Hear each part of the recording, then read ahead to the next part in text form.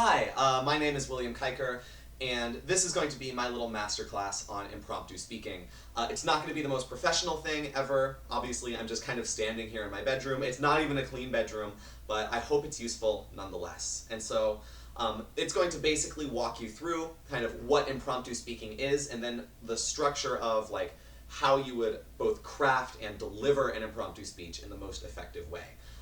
And so the place that you have to start is what impromptu speaking even is. Like, what is the event at its most basic level? Well, at its most basic level, it's an event that gives you 7 minutes to both write and deliver a speech. 7 minutes sounds like a lot of time, but it really, really isn't.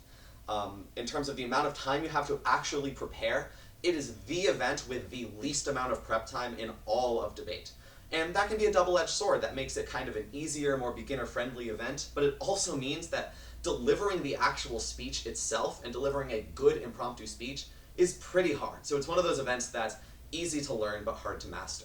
But let's master it together. That's why it's called a masterclass. So the next thing we need to acknowledge about impromptu is that it is called impromptu speaking. Like, you will be given a prompt. You're not just given 7 minutes to deliver a speech on whatever you want. You have a specific prompt that you're expected to address. Not necessarily to give your whole speech on, but that you're expected to address. Which leads me to like the first big thing that we need to understand about impromptu speaking, which is the kernel. The kernel is what we basically call the way that you are going to use your prompt to link into a broader subject. So impromptu speaking prompts aren't going to be all that serious. They're going to be like flowers, I don't know, lamps, surfboards. Is it better to be Batman or Superman? Like, those are going to be the kinds of topics that you get in an impromptu speech. And because of the way the event works, you don't just completely ignore it. You have to like acknowledge the prompt, but no one wants to listen to you yap for like 3, 4, 5 minutes on Batman. No one wants to hear you talk about lamps for 5 straight minutes. Oh, in my house, my lamp gives me light. I like when my room is well lit. And that's why everyone should have a lamp. Like, we don't want to hear you talk about lamps for 5 straight minutes. What we want you to do is we want you to use the prompt that we give you to link into a broader topic that you are then going to give your speech on. In debate class, if you go to Fort Walton Beach High School, some of the people watching this might not, in which case that's awesome, glad you're here. If you go to Fort Walton Beach High School, you've been introduced to this idea of a kernel, and you've probably heard me say the phrase over and over again, kernel harder. What do I mean for that, or by that? What I mean is that the way a kernel typically works is that you will start by acknowledging your topic. So if your topic is like lamps, you will talk about how, oh, in my room I have this lamp and I love my lamp. And then you will link it into some broader topic. So maybe you link lamps into like, why is technology good? You know, a lot of people are kind of critics of technology. My dad says that he wishes technology ended in like 1890. But you can make an argument that no, technology is actually really good. It's benefited our lives in so many different ways. Here's why. You're going to give the bulk of your speech on that topic. You're going to have like 3 points about technology. But the way you're going to lead into that topic is through the prompt that you selected, is through lamps. And so when we talk about a kernel, what we're saying is acknowledge the prompt, and then use the prompt as an intro or as a lead-in or a link to a bigger topic of your choice. And that topic should be kind of related to the prompt, but it shouldn't be as confined or as narrow. It should be a lot broader, and it should be something that allows you to make like an argument. Instead of just talking for 5 minutes about lamps, you make this argument about like why technology is good, or you should be informing your audience. Like, inform your audience about the nature of the US electricity system. That sounds pretty cool. There's a lot of different directions you can go in impromptu, but the important thing is that you go in a direction that's like interesting. That's basically the test, is that if you wouldn't want to listen to a 3, 4, 5 minute speech about whatever topic you're planning on giving your speech on, neither does your judge. And so if it's something that you're not interested in, like, I don't think any of us want to sit here and hear you yap about lamps for 4 minutes. If you don't want to hear someone else yap about lamps for 4 minutes, then you don't like yap about lamps for 4 minutes either. That's an important thing. But like, I don't know, maybe I do want to learn about the US energy system, and maybe I want to hear an argument about why technology is good. Like, there's a lot of stuff that you're going to be interested in hearing about. The stuff that you're interested in hearing about should be the stuff that you speak about, but it needs to come through the link originally of the prompt. So, once we get our prompt, basically, the first thing we should do is we should come up with what is our broader topic going to be. How am I going to use this prompt as a linkage to something bigger in society or politics, economics, philosophy, whatever you want, like whatever direction you want to take it, figure that out quickly. Then what do? Then we kind of get into the main structure, main body of our speech. So during prep time, we're not going to have that much of it. So we need to basically bullet point very, very heavily, which is why my debate coach always recommends that you have 3 points: a personal point, a historical point, and a pop cultural point. And so you will have some kind of topic. Let's say it's about how technology is good. And then you link that into, okay, here's an example from history about technology being good. Here's an example from modern culture about when technology did something good. Here's an example from my own life about how technology was a beneficial thing. The personal, historical, pop cultural is a general rule for a reason. And it's a general rule because following that structure means that the speech that you will deliver is kind of just like, by the nature of following that structure, an interesting and diverse and well laid out speech. Like, if you can follow that structure to a T, you're gonna have a good speech. That doesn't mean that you have to treat the structure as gospel. Like, I very rarely have pop culture points in my speeches because I just don't know a lot about pop culture. And that's fine, but if you're not going to do that, have a very, very good reason why you're not doing that, and have a very, very good replacement for whatever you're doing. Like, don't just throw out your pop culture point and then not have anything to replace it with. The reason why we teach you guys to have three points isn't because we think every speech you ever deliver at all is always going to have 3 points. The reason why we teach you that is that 3 points is a good baseline that allows you to go relatively in depth with your points, but not so in depth that you end up losing like a broader coverage of the topic. As you get more advanced, you can kind of play with the structure a little bit, do some more interesting things, but for now, if you're a beginner watching this, stick to that 3-point structure, stick to like historical and pop cultural points. And so, okay, let's say we got our prompt, we figured out our topic, we figured out our 3 points, now we have to deliver the speech.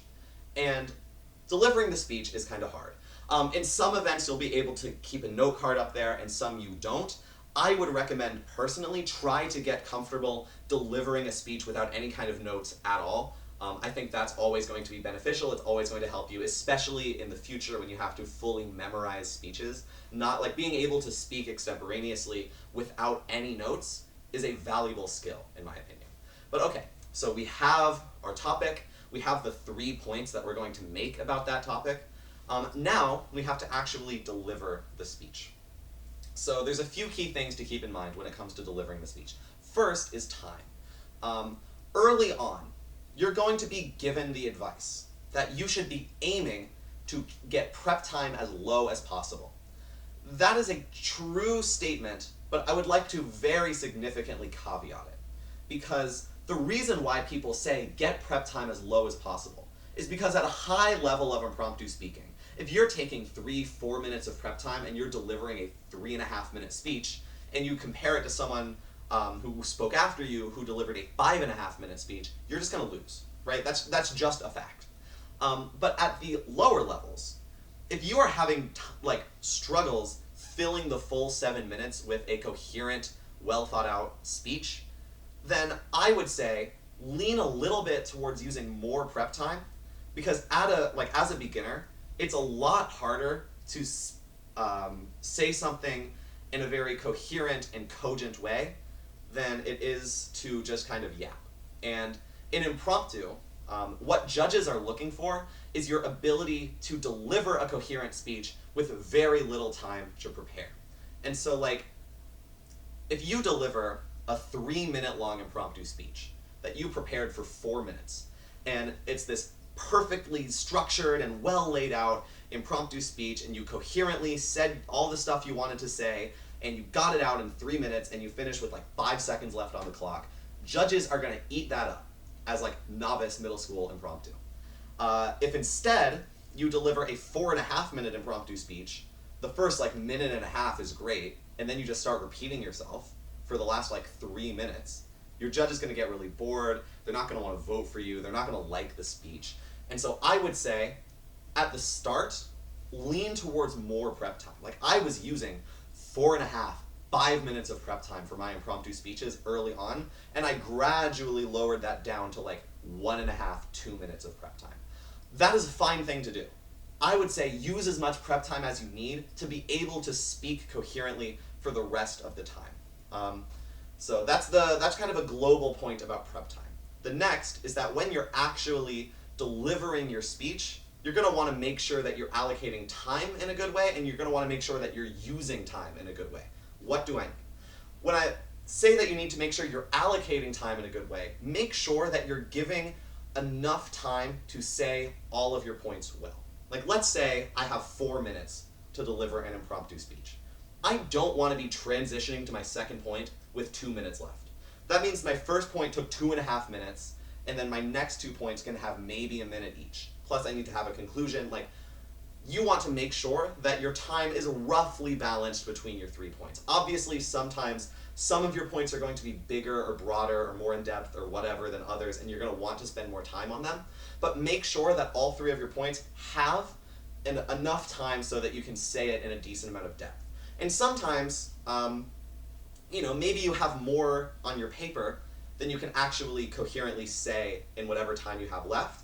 In that case, you're taking too much prep time. In that case, you have over-prepared for the speech, prepare a little bit less, speak for a little bit longer, and kind of make that match. That's the big thing with prep time usage, especially early on, is that you want to make sure that the amount of time you're preparing means that you have enough content prepared for how much you're going to say and no more. That's the big thing about prep time. So that's kind of the way you would allocate time between your points. Try to be relatively even. Within your point, you want to make sure that you're always saying something unique and interesting. Repeating yourself is fine if you're like, oh no, I'm 5 minutes into the speech, I have nothing else to say, and if I don't make it to 6 minutes, like I'm going to get penalized. Then it's fine to repeat yourself. But really, what you should be doing is you should be using your prep time in such a way that as you're delivering a point, you have something unique to say about that. The way you would do that is kind of like within a point. You make sure you have like your tagline of your point, your claim, what exactly you're saying. So let's say it's lamps, and let's say I'm making a historical point about how technology is good. I might use the example of like the electrification of America in like the late 1800s, early 1900s, bringing about economic prosperity and medical innovation and stuff like that. The way I would deliver that is I would basically say, for my first point, the electrification of America in the late 1800s, early 1900s brought about massive amounts of economic prosperity, medical innovation, and overall prosperity for the people of this nation. Right, like that would be just the tagline, the main body of the point. And then, beneath my main point, I want to make sure that I'm hitting all of the content under that I want to hit. So let's give an example of economic prosperity that it created. Like, I might say, oh, the number of factories in Ohio increased by 300% in 5 years. That's a complete lie. But that's just an example of like, that would be a kind of example that I want to go through in my speech. And you're going to want to make sure that as you're delivering your points, you're not just repeating yourself, you're not just restating your point over and over again, but that you have content, you have substance. Because judges are really looking for your ability to generate content, generate substance in a relatively short period of time. The way that would look like on a prep sheet is that you write like P1 dash and then your tag. And then under that, just bullet points of like your supporting examples, that kind of thing. It's pretty similar, honestly, to the kind of thing that you do in English class in timed writing, where you're expected to make arguments and to have supporting evidence for those arguments in a relatively limited period of time. It's similar with this, except you have less time and it is not written, it's spoken.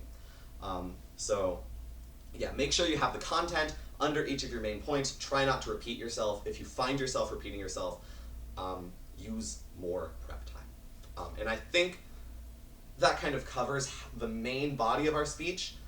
We talked about the intro, how we do the intro, because that's going to be your prompt, which you then link into a broader topic.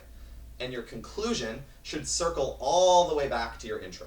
So like your intro should be lamps are amazing and I love lamps, and then you make the main body of your speech technology good, medical innovation, economic prosperity. You know, in my own life, like when I had to go to the hospital, I needed technology, blah, blah, blah. And then at the end, you go back to lamps. You say, and so now when I think about the lamp in my bedroom, I don't just think about a lamp, but I think about the decades and decades of hard work that created the society, created the technology. That means that just from a flip of my light, or I can talk, that just from a flip of my light switch, I can get unlimited power and light in my room. That is a major innovation, and that is made possible only by economic prosperity and technological innovation, blah, blah, blah. Like, you want to have your conclusion link back to your original topic and kind of tie together all of the threads from your speech. So it ties together lamps and, you know, technological innovation.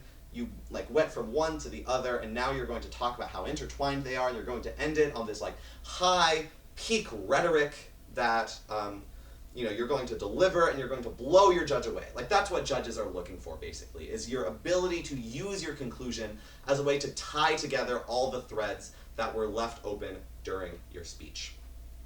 And so, yeah, tie back to your intro, tie back to your points, wrap it all in a bow, summarize your speech, conclude, and it's going to be awesome. And that's basically the content that you're going to want to be delivering in an impromptu speech.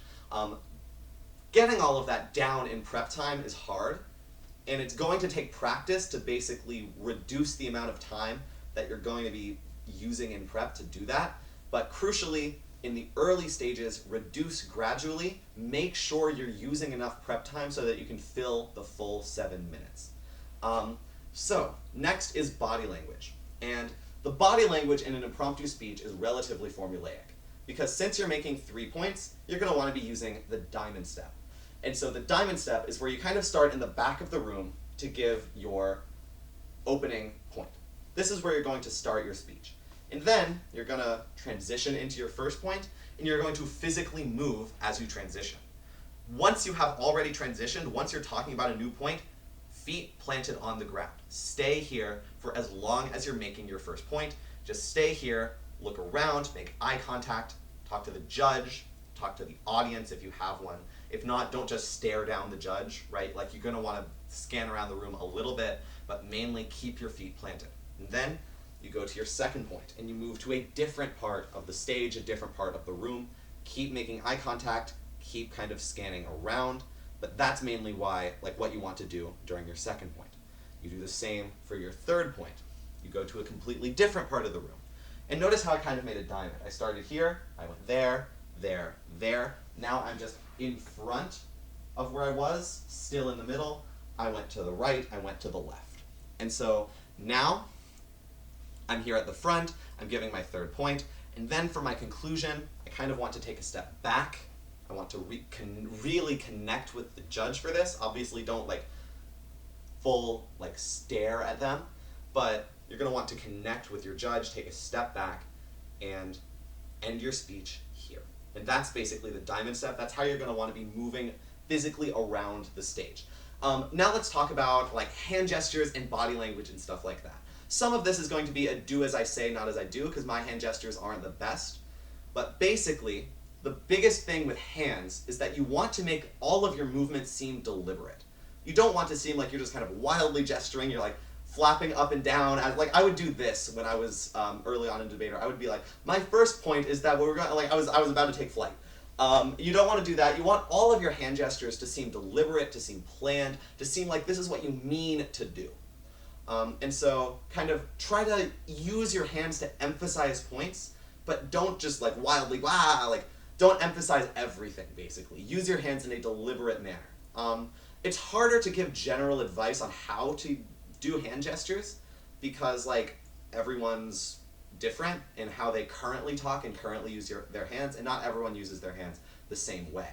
And so it's harder for me to give general advice on that. I would also say general advice on body language. Again, do as I say, not as I do, because you saw me throughout this speech, I kind of sway. Try not to sway. Try to be like firmly straight up, back straight, like shoulders back. Like you want to be projecting this kind of air of confidence and this kind of air of like, I know what I'm doing, I belong here, I'm not nervous, even if you are, that kind of thing. And so like, straight up, shoulders back, deliberate hand gestures, moving around the stage in a very deliberate way is going to really increase your credibility with your judge, really increase your credibility with your audience. So that's kind of how to move. Next would be how to use your voice. Try not to be monotone the entire time. Like obviously my lecture here is kind of monotone because there's not like a lot of emotion. Like I'm not super passionate about impromptu speaking. I go, oh, you make sure to move around the room. Like I don't care that much. But when you're giving an impromptu speech, you're going to want to have moments of like high emotion and moments of like low emotion. And you want to make sure that those are differentiated by the way you're using your voice. And so if you're really passionate about an argument, you want to make sure that passion shines through.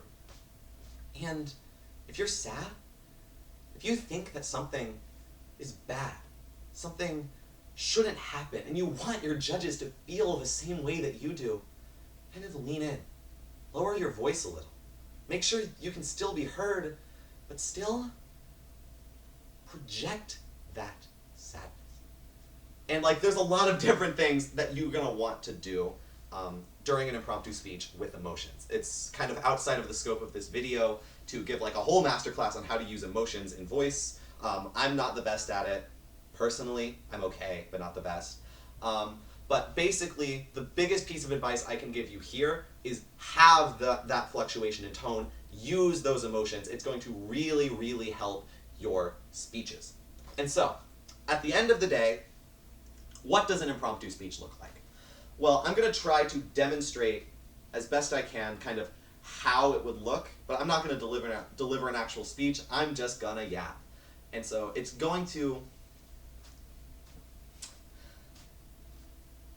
start in the middle, and you're going to introduce yourself and your name. So you're going to go, hi, my name is William Kiker. That's K-I-K-E-R. Once again, K-I-K-E-R. And I'm representing the fantastic people of Fort Walton Beach High School.